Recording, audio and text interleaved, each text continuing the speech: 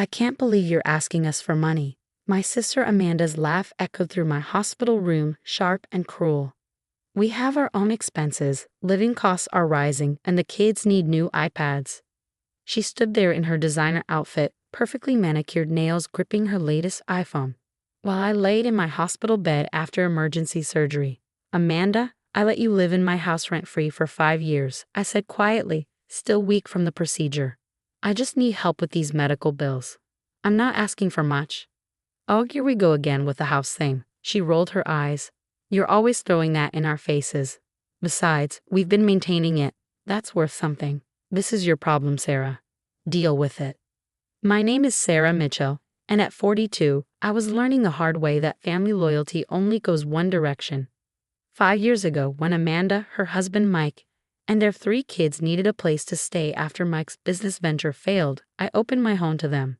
It was a beautiful 4-bedroom house I'd bought through years of careful saving and hard work as an architectural engineer.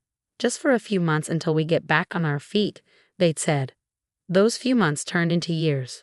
Now, as I lay in the hospital after an emergency gallbladder surgery that had revealed more complicated issues, I was facing mounting medical bills. The irony wasn't lost on me. I'd spent years helping others, only to find myself alone when I needed support. The kids need new iPads? I repeated, disbelief coloring my voice. Amanda, I'm talking about medical bills. I could lose everything. Don't be so dramatic, she said, waving her hand dismissively. You've always been the responsible one. You'll figure it out. Besides, Mike's starting a new business venture. We need all our resources for that. I closed my eyes, remembering all the business ventures Mike had started over the years. Each one grander than the last, each one failing spectacularly, and each one somehow becoming everyone else's responsibility to fund. You should have had better insurance, Amanda continued, checking her reflection in her phone's camera. Anyway, I need to go. The interior decorator is coming to look at the house. We're thinking of remodeling the kitchen. My eyes snapped open. You're what?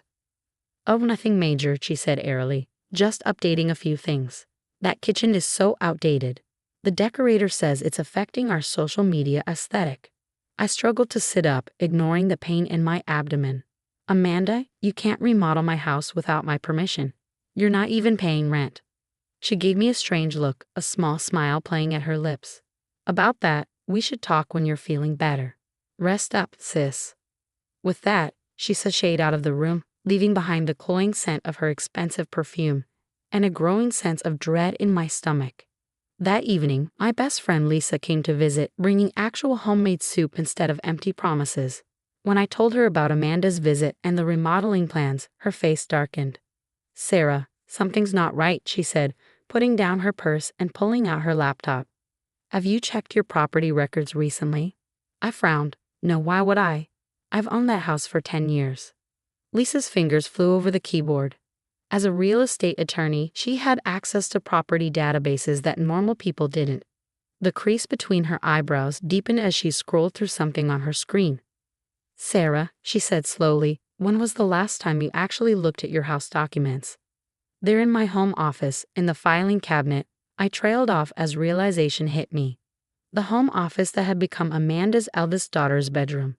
The filing cabinet I hadn't been able to access for months because the kids needed the space for their school projects. Lisa turned her laptop around, showing me a document that made my blood run cold. There was my house.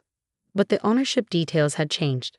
3 months ago, while I was dealing with the first signs of my medical issues, a transfer of property had been filed. This can't be legal, I whispered, staring at the document. I never signed anything. Are you sure? Lisa asked gently. No papers when you were in pain, distracted, or rushing to get to doctor's appointments. My mind raced back through the past few months. Amanda had been extraordinarily helpful during my early health scares, offering to handle paperwork, bringing documents for me to sign while I was distracted with pain or medication. She wouldn't. But even as I said it, I knew she would. Amanda had always been talented at getting what she wanted, and I'd always been talented at making excuses for her. Lisa pulled out her phone. I'm calling Marcus at the fraud department. Something's definitely not right here. She paused, looking at me seriously. But Sarah, we need to be smart about this. If what I suspect is true, we need to gather evidence before confronting them. I nodded, feeling oddly calm despite the situation. Perhaps it was the medication, or perhaps it was the strange sense of clarity that comes when you finally see through years of manipulation. "Tell me what to do," I said. Over the next few days, while I recovered in the hospital, Lisa and Marcus built a case. They discovered a pattern of suspicious documents, all filed during my worst health episodes. Amanda had apparently been planning this for months, maybe even years. The signatures on these documents, Marcus said during one of his visits, they're close to yours. But there are inconsistencies. And the notary stamp. It's from a notary whose license was revoked 6 months ago. They got sloppy, probably didn't think you'd ever check. I thought about Amanda's strange smile when I'd mentioned remodeling, her casual dismissal of my concerns. She thought she'd won, that I was too weak, too trusting, or too nice to fight back. "What's our next step?" I asked. Lisa leaned forward, her expression determined. "We document everything. Every unauthorized change, every suspicious signature, every conversation. Then, when you're stronger, we strike." And in the meantime? I glanced at the hospital bills piling up on my bedside table. In the meantime, Lisa smiled. "We let them think they've won. Sometimes the best revenge is letting people underestimate you." I was discharged a week later, having arranged a payment plan with the hospital. Amanda didn't offer to pick me up. She was too busy with the decorator. Lisa drove me home, and what I saw made my heart stop. My beautiful craftsman-style house, the one I'd spent years restoring, was in chaos. Construction materials littered the front yard, and through the windows, I could see workers tearing out the vintage kitchen cabinets I lovingly refinished myself. Amanda stood in the driveway, directing workers with the authority of someone who owned the place, which, according to the fraudulent documents, she did. "Oh, you're back," she said brightly when she saw me. "Perfect timing. We're doing a complete renovation. The social media potential is amazing. My followers are going to love the transformation." I leaned heavily on Lisa's arm, partly from weakness and partly to stop myself from screaming. "Amanda, this is my house. You can't just—" Actually, she cut me off, her bright smile turning sharp. "It's our house now. Don't you remember signing it over? A gift to help us get back on our feet after everything you've done for us." "Really, Sarah, the medication must be affecting your memory."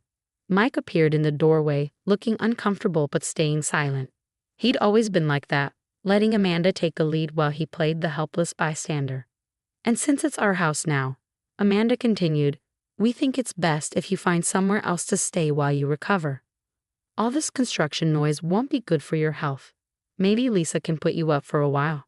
I felt Lisa stiffen beside me, but I squeezed her arm gently. "Not yet." "Of course," I said softly. "You're right. The noise wouldn't be good for my recovery. I'll just get some things from my bedroom." "Oh, we've moved your stuff to the garage," Amanda said dismissively, "to protect it from the construction dust. We can have one of the workers bring out whatever you need."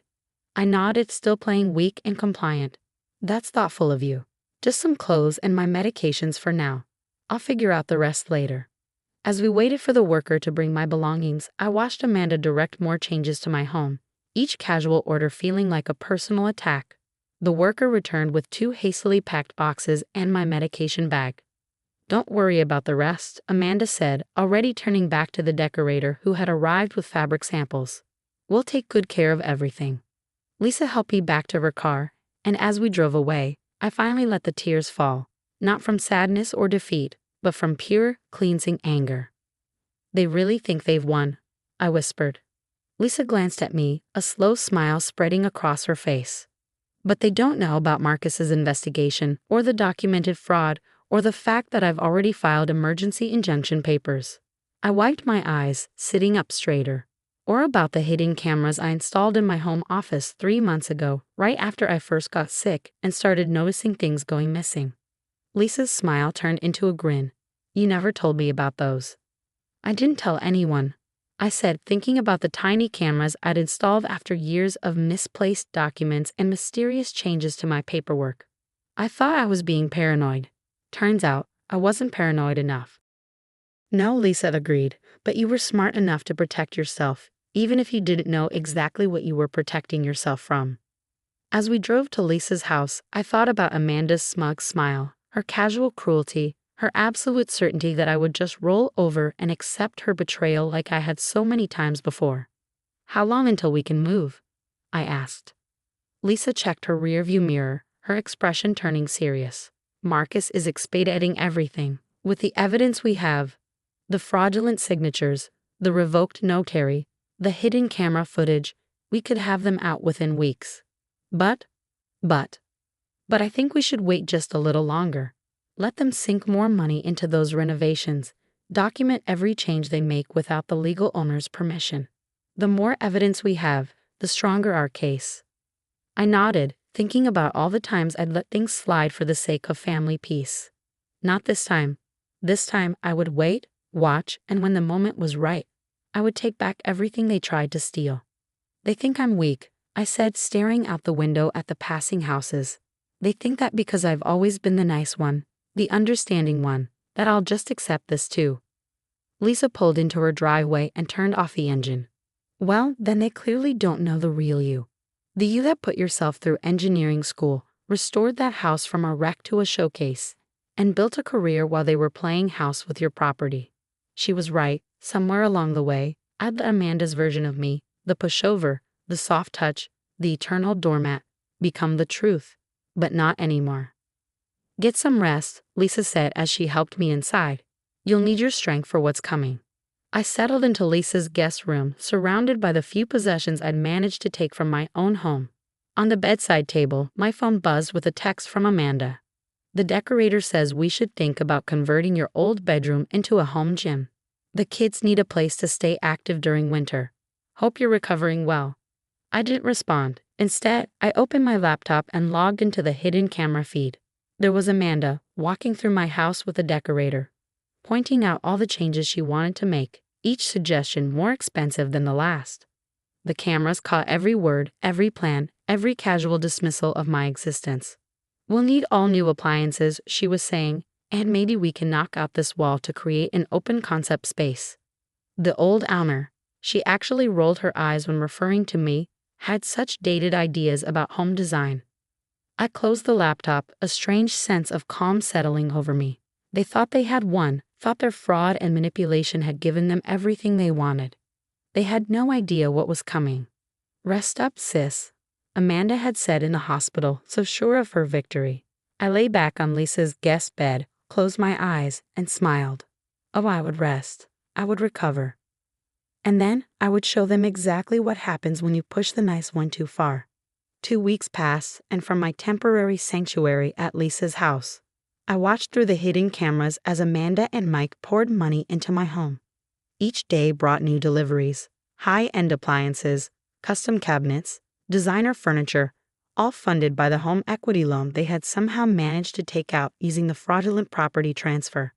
They've spent over $150,000 on renovations already, Marcus said during our latest meeting, shaking his head as he reviewed the financial documents. "The loan paperwork is sloppy. They were clearly rushing to get everything done before he caught on." Lisa spread more papers across her dining room table, which had become our unofficial command center. "The contractor they hired isn't properly licensed for structural work," she added, "and they never pulled the required permits for the wall they knocked down." I sipped my coffee, feeling stronger each day. "How much more evidence do we need?" "We have enough," Marcus replied. "The fraudulent signatures, the revoked notary, the hidden camera footage of them discussing how they tricked you during your illness. We could move now." "But?" I prompted, hearing a hesitation in his voice. "But if we wait just a little longer, let them finish these illegal renovations," Lisa smiled. "Well, then they'll be on the hook for a lot more than just fraud." I nodded, understanding the strategy. Every dollar they spent, every unauthorized change they made, was another nail in their legal coffin. My phone buzzed. Another text from Amanda. "The new kitchen is amazing. My followers are loving the renovation updates. Too bad you're missing it. When are you coming to get the rest of your stuff from the garage? We need the space for the kids' new gaming setup." I showed the text to Lisa and Marcus. "They're planning to throw out my things, aren't they?" Lisa's expression hardened. "Not if I can help it. I'll send my brother with a truck tomorrow. He can pretend to be a junk removal service. They'll never know he's actually taking your belongings to a secure storage unit." That evening, I reviewed more footage from the hidden cameras. Amanda was hosting some kind of social media live stream, giving her followers a tour of her renovated kitchen. This space was so dated before, she was saying, gesturing at my lovingly restored vintage cabinets piled in the driveway. The previous owner had no vision, no style. But look at it now. The comments rolled in, praising her design choices, congratulating her on her new home. If only they knew the truth. Mike appeared in the frame, looking uncomfortable as usual. Maybe you shouldn't post so much about the renovations, he muttered. What if your sister sees? Amanda laughed, that same cruel laugh I'd heard in the hospital. Please, she's probably still crying in Lisa's guest room. Besides, it's done. The house is ours now. She can't prove anything. I closed the laptop, a familiar calm settling over me. They thought they were untouchable, that their fraud was perfect, that I would never fight back. The next morning, Lisa's brother Tom arrived with his truck, posing as a junk removal service. Through the cameras, I watched Amanda wave him toward the garage. Take whatever you want, she said dismissively. It's all just old junk anyway. But it wasn't junk. It was my life. Photo albums, family heirlooms, the antique desk my grandfather had left me. Tom carefully loaded everything, treating each item with a respect that brought tears to my eyes. Your things are safe, he texted me later. We got everything out before they could damage it. You wouldn't believe the things your sister was saying, though. I would believe it. I'd spent years believing Amanda's casual cruelty was just her way. That family meant accepting the unacceptable. The contractors say they'll be done with the major renovations by next week, Lisa reported that evening. They're planning some kind of huge reveal party. Amanda's invited all her social media followers. I scrolled through my sister's social media posts, each one more audacious than the last. She was building her brand as a home renovation influencer, using my stolen property as her launching pad. Let them have their party, I said quietly. Let them think they've won completely. Marcus raised an eyebrow. You sure? We could move before then, shut this whole thing down. I shook my head. I want them to reach the height of their celebration before they fall. I want all their followers to see what happens when you build your success on fraud and betrayal. Lisa grinned. You know, for someone they think is weak, you've got a surprisingly strategic mind. I'm an engineer, I reminded her. I understand structural integrity, and their house of cards is about to collapse. That night, I couldn't sleep. I kept thinking about Amanda's words in the hospital. You're always throwing that in our faces. As if my generosity was a burden to her, as if letting them live rent-free in my home had somehow wronged her. I thought about Mike's discomfort, his silent complicity in his wife's schemes.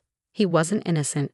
His signature was on the fraudulent documents too, but he was weak in a different way than they thought I was. My phone lit up with another text from Amanda. The party is next Saturday. You should come see what we've done with the place. Though you might not recognize it, we finally brought it into this century. I showed the text to Lisa the next morning. Well, she asked, do you want to go to their party? I smiled, feeling the last pieces of our plan falling into place. Oh, I wouldn't miss it for the world. The next few days passed in a blur of legal preparations. Marcus gathered the final pieces of evidence, including proof that Amanda and Mike had taken out multiple loans against my property. Lisa prepared the court documents, ready to file the moment we made our move. Through it all, I watched through the cameras as my sister prepared for her big moment. She hired caterers, decorators, even a professional photographer to document her triumph. This is going to launch my influencer career, she told Mike as they stood in what used to be my kitchen. Finally, all those years of living in Sarah's shadow will be worth it. Mike shifted uncomfortably. Maybe we should have just asked her to sell us the house legally. Amanda's laugh was sharp. Please, she never would have sold. She loved lording it over us that we needed her help. Well, look who needs help now. I closed the laptop, her words echoing in my head. All those years of living in my shadow. I had never tried to overshadow her. I had only ever tried to help. You ready for tomorrow? Lisa asked, bringing me a cup of tea. I nodded, thinking about Amanda's party, about all her followers who would be there to witness her moment of glory. You know, I said, for years I thought being kind meant being weak. I thought family meant sacrificing everything for people who would sacrifice nothing for you. Lisa sat down beside me. And now? Now I know that real strength isn't about being cruel or selfish. It's about standing up for yourself, even against people who should have stood up for you. Tomorrow would be Amanda's big day. She thought it would launch her new life as a social media star. She had no idea it would actually be the day her house of cards came tumbling down. The day of Amanda's party arrived, sunny and bright. Through the hidden cameras, I watched her direct caterers and decorators preening for her social media followers as they arrived in groups. "Welcome to our completely renovated dream home," she announced to her live stream. "This transformation has been absolutely incredible, from dated disaster to modern masterpiece." Beside me, in Lisa's car parked down the street, Marcus checked his watch. "The police and sheriff's deputies are in position. Just say when." I watched more guests arrive, many of them local social media influencers Amanda had invited to boost her exposure. They wandered through my home, admiring the unauthorized renovations and taking selfies in front of my destroyed kitchen. "Look at all these people," Lisa murmured. "They have no idea they're documenting fraud in real time." I nodded, watching Amanda bask in her moment of glory. She was giving a speech now, standing in my former living room with a champagne glass in hand. "When we first moved in with my sister, this place was so outdated. But sometimes, life gives you unexpected opportunities. Now look at it. A true influencer's paradise." That was our cue. I pulled out my phone and texted Marcus, "Now." Within minutes, police cars and sheriff's vehicles converged on the property. Through the cameras, I watched confusion spread across the crowd as uniformed officers entered through both the front and back doors. "Amanda Mitchell." The lead detective's voice cut through the party chatter. "We have a warrant regarding fraudulent property transfer and unauthorized equity loans." The champagne glass slipped from Amanda's hand, shattering on the new hardwood floors she had installed without permits. "This is ridiculous. This is our house. We have papers." "Fraudulent papers," Marcus said, striding in with a thick folder, with forged signatures and an invalid notary stamp. I chose that moment to walk in, Lisa beside me. The crowd of influencers, phones still recording, turned to stare. "Hello, sis," I said calmly. "Nice party." "Sarah?" Amanda's face contorted. "What are you doing? You can't." "Actually, I can. This is my house. Always has been. And I have proof of every fraudulent document you filed, every loan you took out in my name, and every illegal renovation you made." Mike, pale and shaking, stepped forward. "We can explain." "The cameras already caught your explanations," I cut him off. "Every conversation about forging my signature, about taking advantage of my illness, about stealing my property, it's all documented." Amanda's carefully curated world crumbled before my eyes. Her social media followers were still recording, capturing every moment of her downfall. "You're arresting them?" one influencer asked, phone held high. "Property fraud is a serious crime," Marcus explained, loud enough for all the recording phones to capture, especially when combined with forgery, unauthorized loans, and construction without permits. I watched as the police led Amanda and Mike away, their perfect social media moment transforming into something very different from what they had planned. "Wait," Amanda called out. "Our things are renovations." "You mean my things," I corrected her. "In my house, which you illegally tried to steal." As the police cars pulled away, the party guests quickly dispersed, their phones undoubtedly uploading the dramatic scene to every social media platform available. Lisa squeezed my arm. "You okay?" I looked around at my house, at the chaos of Amanda's interrupted party, at the evidence of everything they had tried to take from me. "You know what? I really am." For the first time in months, standing in my own home, I felt truly free. Amanda's facade had finally cracked, exposing the truth I had always known but had been too nice to acknowledge. Sometimes being strong means standing up to the people who never thought you would. 6 months later, I stood in my newly restored kitchen, running my hand over the vintage cabinets I had managed to salvage and refinish. After Amanda and Mike's arrest, the court ordered them to repay every penny they had spent on unauthorized renovations, plus damages. The money helped me restore my home to its original charm, this time exactly as I wanted it. Amanda and Mike took a plea deal to avoid longer sentences. They moved across the country after their social media fame turned to infamy. Last I heard, Amanda was working a regular job, her influencer dreams shattered by her own actions. The most surprising change came from their kids. My nieces and nephews reached out independently, apologizing for their parents' behavior. The oldest, now in college, visits sometimes. She says she's learning from my example. About building success honestly. The house looks amazing, Lisa said, joining me for our weekly coffee morning. Even better than before, I smiled, pouring her a cup from my restored vintage coffee set, one of the items her brother had rescued from the garage. It feels more like home now, maybe because I finally learned to stand up for it. Marcus stopped by later with good news. The last of the fraudulent loans has been cleared from your record. Your credit score is actually higher than before all this happened. Thank you, I said. Both of you. I couldn't have done this without your help. Are you kidding? Lisa laughed. You have the foresight to install cameras, keep records, and stay calm when most people would have lost it. You did the hard part. Looking around my restored home, I felt at peace. The medical bills that had started all this were long paid off, partly through the compensation from the fraud case. My health had improved, and so had my understanding of what family really means. Real family, I learned, isn't about blood ties or obligations. It's about the people who stand by you, who help you fight for what's right, who celebrate your strength instead of trying to break it. You know what? I said, raising my coffee cup. Here's to happy endings, not because everything is perfect, but because we're stronger for having fought for them.